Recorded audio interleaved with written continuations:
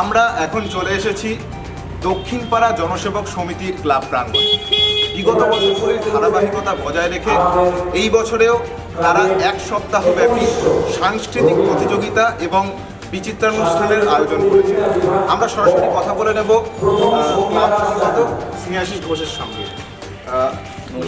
আমরা জানতে পেরেছি আপনারা শুধুমাত্র এই সাংস্কৃতিক প্রতিযোগিতা এবং বিচিত্রানুষ্ঠানই নয়, বিভিন্ন সামাজিক কর্মসূচির সঙ্গেও সেই সম্পর্কে যদি কিছু প্রথমত বলি, আমাদের 51তম বর্ষ। আমাদের এই সাংস্কৃতিক কর্মযজ্ঞের কাজ শুরু হয়েছিল 14ই ডিসেম্বর থেকে। আজ 20 ডিসেম্বর, কাল আমাদের বিচিত্র অনুষ্ঠানের মধ্যে দিয়ে আমাদের এই সাংস্কৃতিক কর্মযজ্ঞের কাজ শেষ হবে। আমরা যেটা দেখেছি এবং আমাদের বড়দের কাছ থেকে শিখে এসেছি যে আমাদের পাড়ায় আসলে কোনো পুজো হয় না, আমাদের এই মাঠে অঞ্চলে হয়। তো এটাই আমাদের কাছে সবটা পুজোর মধ্যে। তো এটা আমাদের কাছে একটা বিশাল বড় উৎসব। তো শুধু তো একটা সাংস্কৃতিক উৎসব না, সবটা জুড়ে আমাদের এটা রয়েছে। তো আমরা চেষ্টা করি আমাদের অঞ্চলের যারা মানুষ আছে তাদেরকে এই মঞ্চগুলো দেওয়া, নতুন করে তুলে নিয়ে আসা, যাতে তারা ভালো ভালো নাচ গান আবৃত্তি যারা করে তারা একটা স্টেজ পায়। তো সেই কারণেই আমাদের এই কর্মসূচি আমরা চালাচ্ছি। এটা 51তম বর্ষ। আর সারা বছর বিভিন্ন রকম কর্মসূচি আমরা পালন করি। রক্তদান শিবির হয় আমাদের এখানে বিভিন্ন রকম খেলা হয়, সবাই জানে। তাছাড়া আর যা সব বিষয় হয়, তো চলছে আমাদের এটা। সাংস্কৃতিক অনুষ্ঠান আমরা অনেক জায়গাতেই দেখতে পাই, তবে এক সপ্তাহ ব্যাপী এরকম একটা প্রতিযোগিতা এটা আমরা সচরাচর সব জায়গায় দেখতে পাই না। তো মানুষের থেকে কেমন সাড়া পাচ্ছে? প্রচুর সাড়া।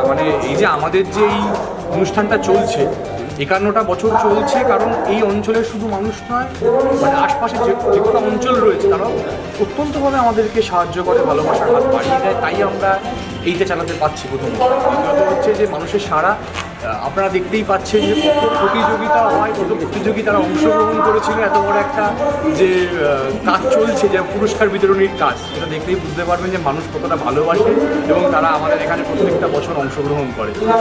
ভালোবাসা তারা বারবার দিচ্ছে, আর বিশেষ করে প্রত্যেকটা বছর তারা আগামী বছরগুলো তারা একই রকমভাবে ভালোবাসা দেবে। আমাদের এখানে প্রত্যেকটা বছর শুধু আমাদের এই অঞ্চল নয়, ধরুন যেমন মুস্তি, মগরাহাট, বারুইপুর, কোন্নগর, বিভিন্ন আমাদের জেলার বিভিন্ন প্রান্ত থেকে মানুষ আসে। উত্তর 24 পরগনা, দক্ষিণ 24 পরগনা, সেখান থেকেও মানুষ আমাদের এখানে আসে। তারা আমাদেরকে হয়তো 6 মাস আগের থেকে 3 মাস আগের থেকে ফোন করা শুরু করে আমাদের এই অনুষ্ঠানটি কবে হবে। এটাই আমাদের জনপ্রিয়তা আমাদের প্রোগ্রামের।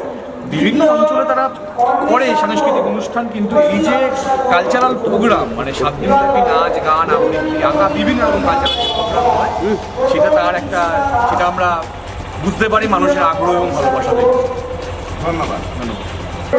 যেমনটা আপনারা দেখতে পেলেন, শুধুমাত্র সামাজিক অনুষ্ঠান নয়, সামাজিক অনুষ্ঠান এবং জনসেবার মাধ্যমে মানুষের মধ্যে শুভ বার্তা বহন করাই জনসেবক সমিতির মূল মন্ত্র। ক্যামেরায় সুধাংশুর সঙ্গে আমি স্নেহাশিস ভট্টাচার্য, ডিবি নিউজ কলকাতা।